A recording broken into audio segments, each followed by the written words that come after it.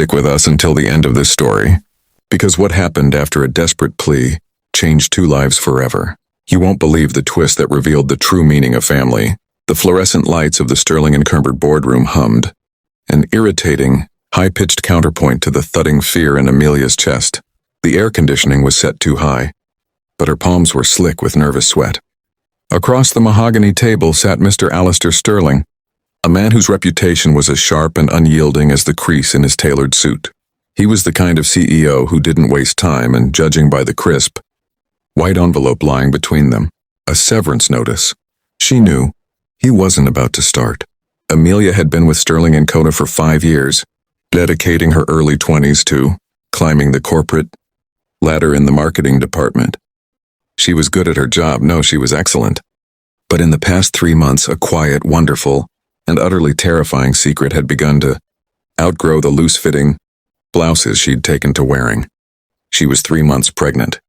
Her recent performance review had been stellar, but the company was undergoing a massive restructuring. Rumors of layoffs had been circulating like a virus, and today Amelia's name had been called.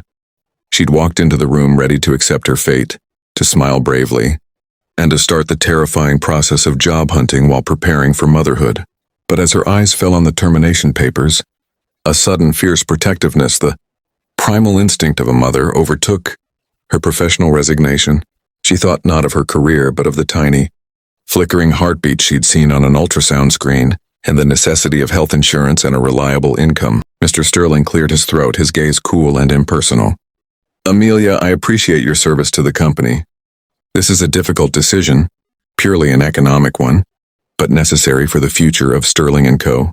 The severance package is generous. We wish you the best. He pushed the envelope a fraction closer. The words tasted like ash in her mouth. She didn't want the package. She wanted the stability.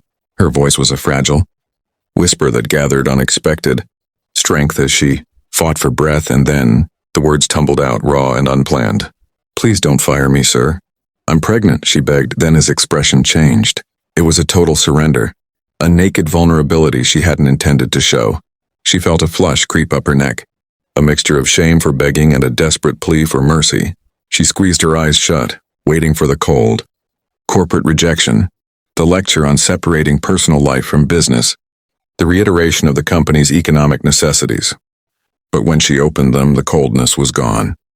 Mr. Sterling's face, usually a mask of stoic control, had softened into something unreadable, yet profoundly different. His eyes, a striking blue she'd never truly noticed, seemed distant, filled with a sudden, devastating memory. The silence stretched thick and heavy, pulling them out of the sterile boardroom and into a shared space of human emotion, the weight of shared silence. Mr. Sterling leaned back slowly, his hands resting on the arms of his chair, the severance envelope momentarily forgotten. How far along are you, Amelia?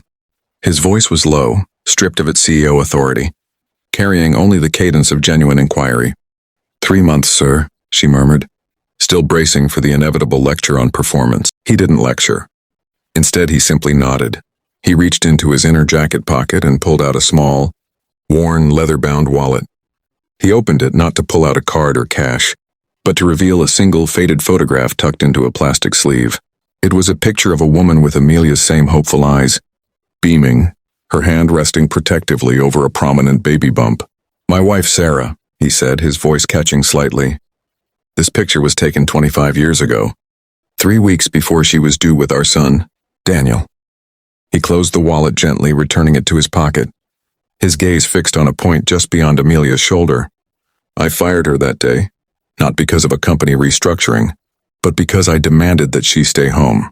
I wanted her to put her feet up, to listen to the doctors, to be safe. I thought I was protecting her and our child. She argued, she cried, she told me she needed her work, her routine, her independence. But I was the CEO and I made the decision for her. A tear tracked slowly down his cheek, the first genuine human emotion Amelia had ever witnessed from the man. Sarah. She died in a car accident on the way home from that final awful meeting. A drunk driver.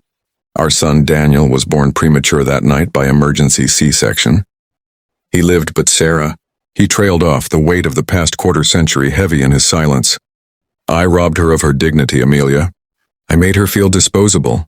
a fragile object to be controlled, not a valued partner or employee, and in doing so, I robbed myself of the last 3 weeks of her presence in the office, the place where she felt most alive, a resolution forged in regret. Amelia was speechless. The unyielding Mr. Sterling was gone, replaced by a grieving man haunted by a lifetime of regret. His company's economic decision suddenly seemed petty and cold compared to the staggering price of his past mistake. "I won't make that mistake again," Mr. Sterling stated, meeting her eyes with fierce conviction. He pushed the severance envelope back toward him, tearing it in half with a quick, decisive movement. "You keep your job, Amelia. You keep your health insurance. More than that, you keep your routine and your independence. You are not disposable. You are a valued employee and a future mother." He then detailed a revolutionary plan. She would transition to a new, flexible work model being piloted by the company for the new year, one that allowed employees to work remotely, 3 days a week and set their own flexible hours, a concept he'd always considered soft until this moment. He was going to use Amelia's situation as the impetus to change the company's entire policy regarding working parents. He wasn't doing it out of pity.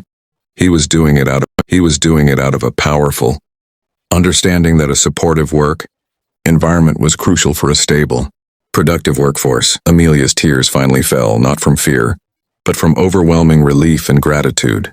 She wasn't just saving her job. She was part of something bigger, a profound change spurred by empathy.